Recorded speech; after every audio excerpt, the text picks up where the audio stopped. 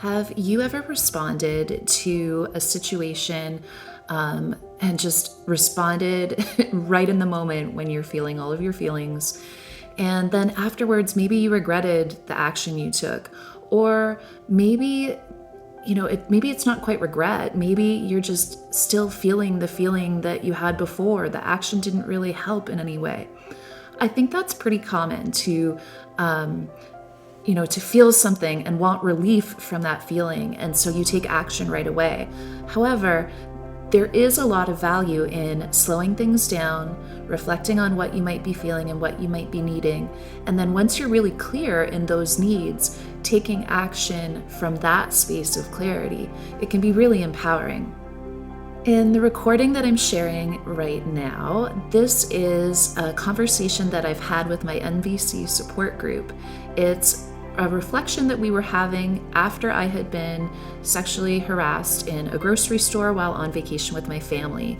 There's two previous recordings before this one. One of them is related to just identifying needs, and the other one is related to the jackal, which is basically jackal also represents needs, but it's usually things that I actually really love jackals. It's usually things that maybe are less politically correct, or it's like really strong and passionate, and it can come out as shoulds. After we had kind of played around with those ideas, we went in this direction, which I'm sharing in this recording, and it's more related to we explore, what happens when you experience something like sexual harassment or something else that really knocks you off your sense of direction, or, just feeling really discombobulated. So we start out this conversation exploring what happens when someone is sexually harassed. Okay, let's listen. Does anyone want to speak to the effects of even mild forms of sexual harassment? I don't know if there's a such thing as mild effects. So I'm just going to leave it there for myself. Because that was one of my self-doubts, was some people aren't even going to understand how this is sexual harassment. Like if I try to contact by email or by phone the store manager, like they might not even see that this is a form of sexual harassment. They might only think like this big obvious one is a form of sexual harassment. And I wanted to say, no, this qualifies too. Hesitant laugh. Did you notice that when I said it? Will I be believed is really one of the ones that pops up for me. Like sometimes it's so obvious, like if you're grabbed, or something that is, I don't want to, like if you're grabbed, if you're raped, if you're something so obvious, even folks who've had those experiences aren't believed. I think when it's milder, I think it becomes even harder to be believed. Harder to bridge the gap for people to understand that, this was also a violation. This was also sexual. I think when we also have such big examples in the world of very influential and powerful people getting away or being able to write off more obvious sexual violence, it becomes confusing, I think, for the general audience to be like, wait, or general population to be like, to be able to like identify. It's just guy talk. It's just boys being boys. It's just, come on. Like, are you that sensitive? Like, that's usually the response that those types of things elicit, is like, really? Come on. And it's like, how do you go up against that, right? When the examples they have are these types of powerful people saying it's harmless. It's like, how do you as a woman then combat that and be like, but it's not harmless, right? That's a tough one. That's a real tough one.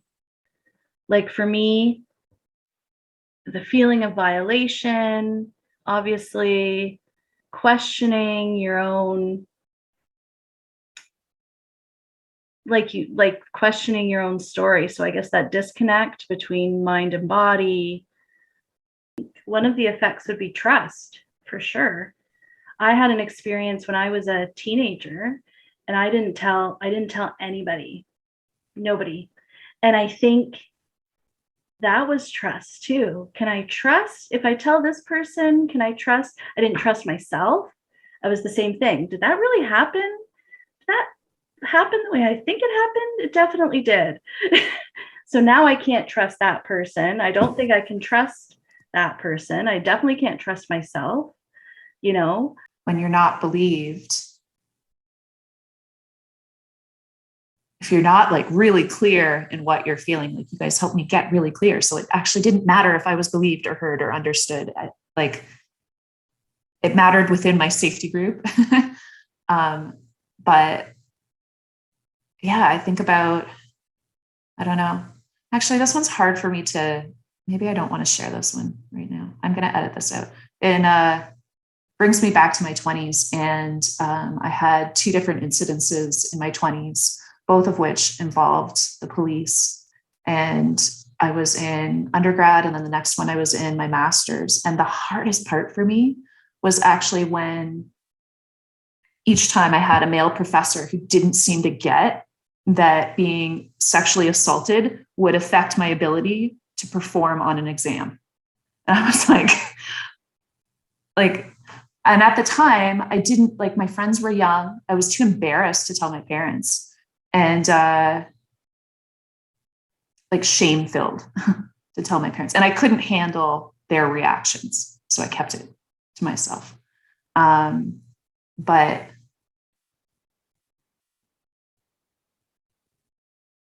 like, it's silencing.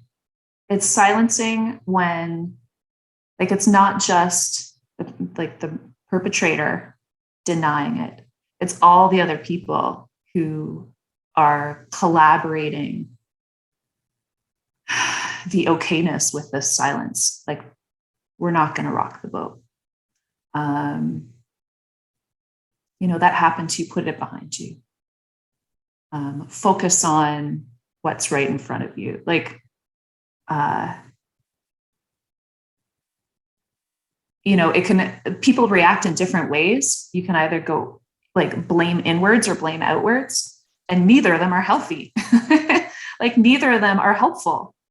And it kind of goes back to, like, we really struggle to just hear people where they're at and to hear the challenging things that people have to say. I just wanted to quickly add that I think the reason why I say minor, why I was reactive to that situation, was because I don't think there is a such thing as minor. I think it can all snowball effect. And when do you stop labeling it minor and when is it significant? That line becomes blurred. Who defines that line? So right there, right? Is that a societal line? Is that your parental line? Is that an authority line? Who's telling you that line?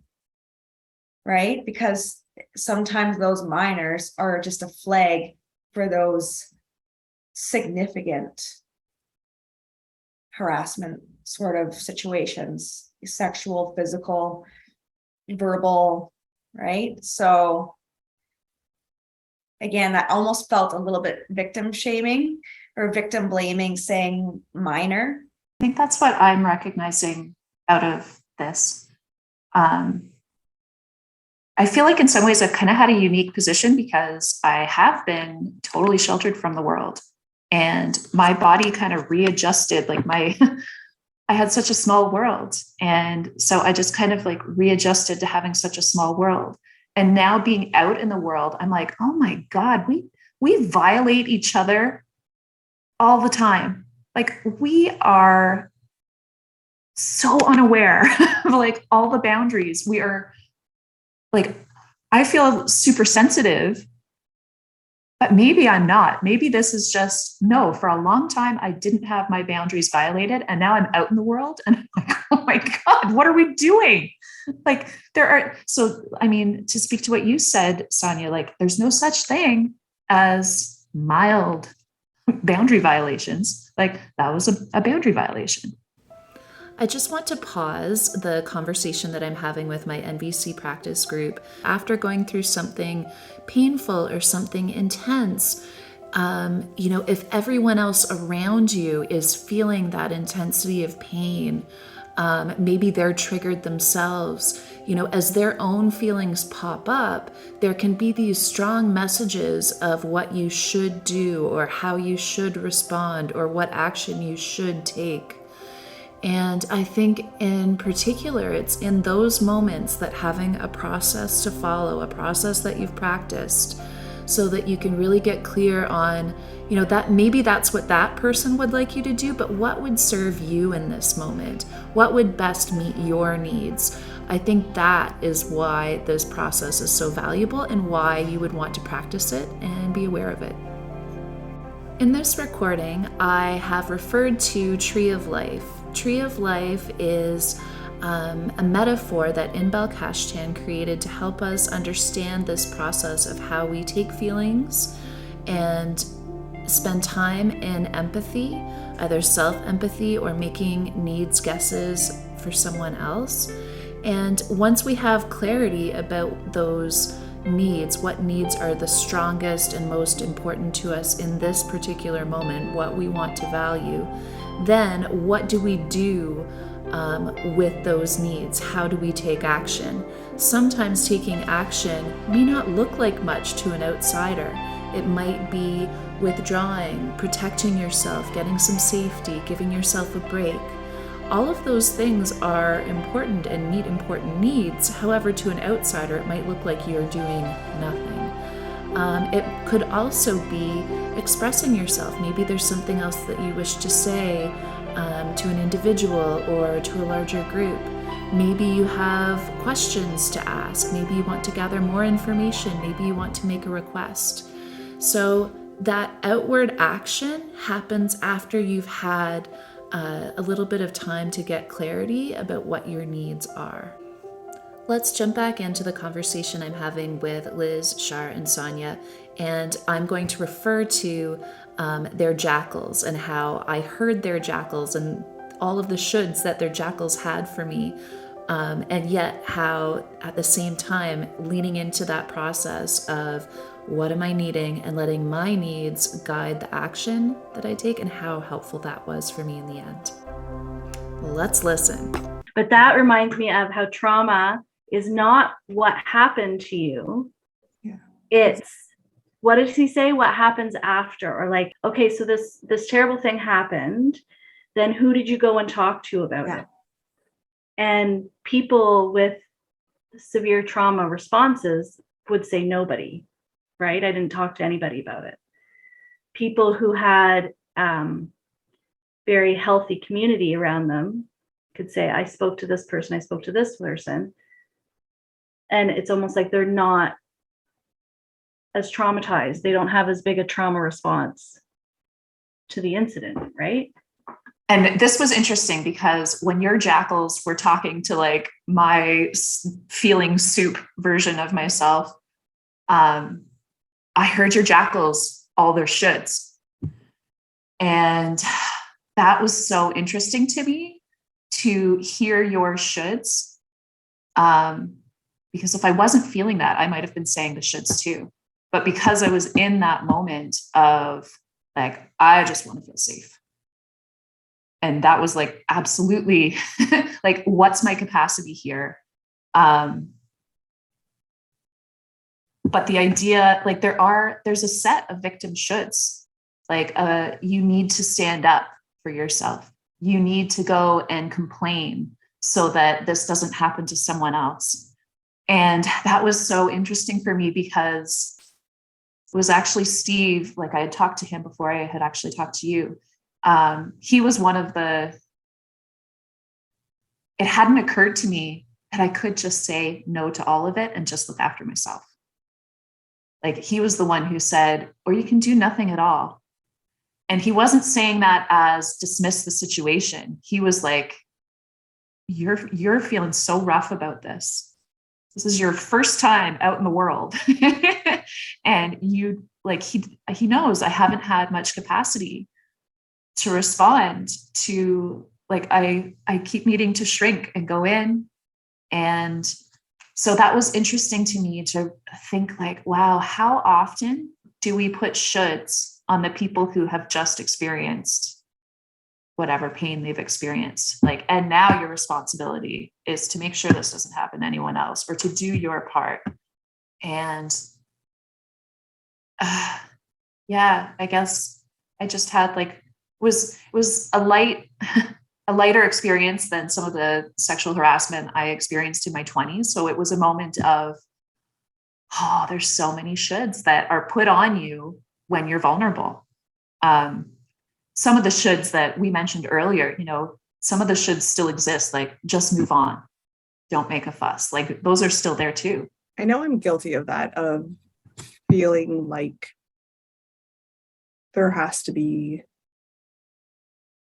repercussions. Like, there has to, like I want to seek justice. And I know for me, it comes from a place of feeling a lot of the time a sense of powerlessness. So in situations like these, I think that need just becomes amplified, because I feel like it's not fair. And that just, it's like, I want, again, I go back into, like, I want to do something. I don't know what to do. I'm not in a position to do anything. And sometimes I know that that can become a powerful should for me, is, okay, so I can't do something. So are you going to do? Like, it's like, I want to, I have this need for action. And it really resonated, actually. It really kind of caused me to take a step back when you said that one of your options was, or you could do nothing. And I wonder sometimes if maybe I don't give myself or others more of that as an option, and how that can actually be in and of itself empowering, depending on the situation, because you're making that decision. And that is an act in and of itself, right? Depending on what, if you're doing what it is that you have the capacity for, you're honoring your own needs in that moment. If the need is to do nothing in terms of outward action, right? And maybe it is a lot of just internal work, and in terms of specific act, how that is still an act in and of itself, and an act that ought to be recognized and celebrated as being a valid choice and an available choice. That is, that's the tree, right? Like, that's the part where you swirl it inside you. And then as you're swirling it, like, empathy for yourself or empathy for the others. I wasn't ready to do that. It was like, you guys were helping me with empathy for myself. What am I feeling? What am I feeling? Okay, what am I needing? And then deciding, do I want to go up into the branches? Do I want to say anything? And, like, having what do I want to say? I think it takes just as much guts and strength to not do anything, like to not go up into the branches, as it does to go up into the branches. Like, both are totally legit. You can do a lot of the outward branches, but then if you're not doing the internal work because you're doing all the outward branches, which is sometimes what I get caught up in, then, do you know what I mean? It's like, okay, so you're doing all that stuff, but what about, are you feeling any of the relief or any of the, are you doing any of the internal work, right? Exactly, Liz, exactly. Like, if I went up into the branches before I did the stuff in me, I actually don't think I'd be connecting, because I wasn't connected to myself. I wasn't connected to what I really wanted to know. And that was the other interesting thing about the conversation that came out with all of us, like the four of us over texting, was if I were to make an outward branch move, what were my needs that I was looking to meet in that outward branch move? Because that helped me see the path that I wanted to take in responding. But I couldn't have gotten there without sorting through all of the stuff. What are all these feelings? Like Sonia was pulling them down and grounding them. What are all these feelings? What needs are attached to them? And then recognizing that, then it didn't feel charged going out into the branches. There wasn't the charge to it. It was more of a release. It was more of like an exhale. Again, it felt nonviolent. It felt loving, and it felt safe. It was a very conscious choice, right, that you made. It wasn't acting out of impulse or feelings. And I think what you, Erin, and you, Liz, what you both said, yeah, it's very valid to just choose not to do quote unquote anything, because you are doing something. You're doing the internal work. So it's much more important than any of the other stuff. But I think, as I said, like society says, or we were taught as children to be quiet or just let it go, or it doesn't matter. It's almost like now with the Me Too movement, it's almost like we are told, no, you have to say something. Like you're supposed to say something. Those are the expectations. And for sure, I've caught myself saying like, no, you can't let that slide. We've got to say something. So again, it's balancing what am I hearing from society? What are the pressures that I'm getting? And trying to quiet that noise and choose what's right and what feels best for yourself. Going through the process of self-empathy. What am I feeling? What am I needing? And like having a lot of softness and care for whatever it is that I'm feeling, including numbness, including, whatever feelings show up, having a lot of softness and care for that. That's the only way I can figure out what my boundaries are going to be. If I'm not going in to do that, I'm not aware of my own boundaries. I'm not aware of what I need to stay safe. I'm not aware of how to meet my needs. And so like, what do I have capacity for?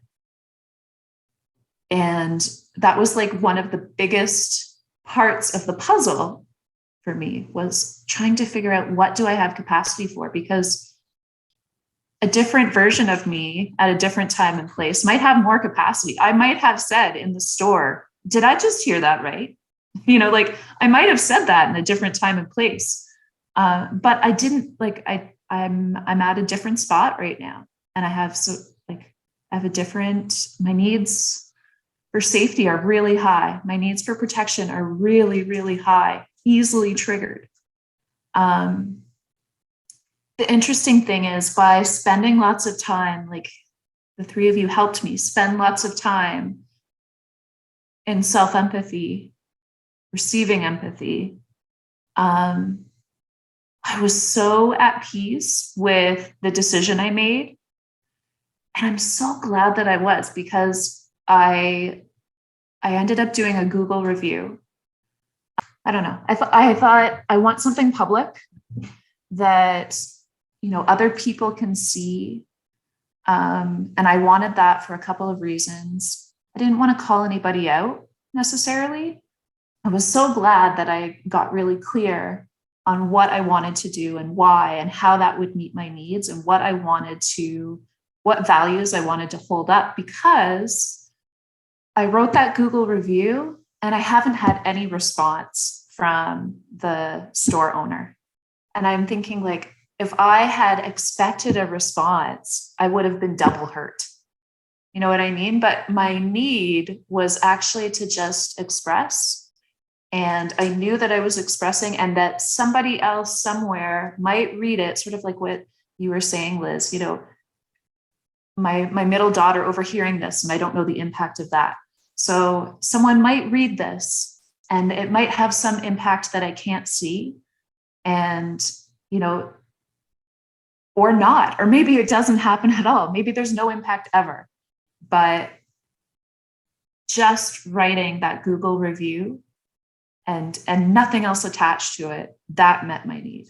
I was satisfied to be done there. And then I could move on.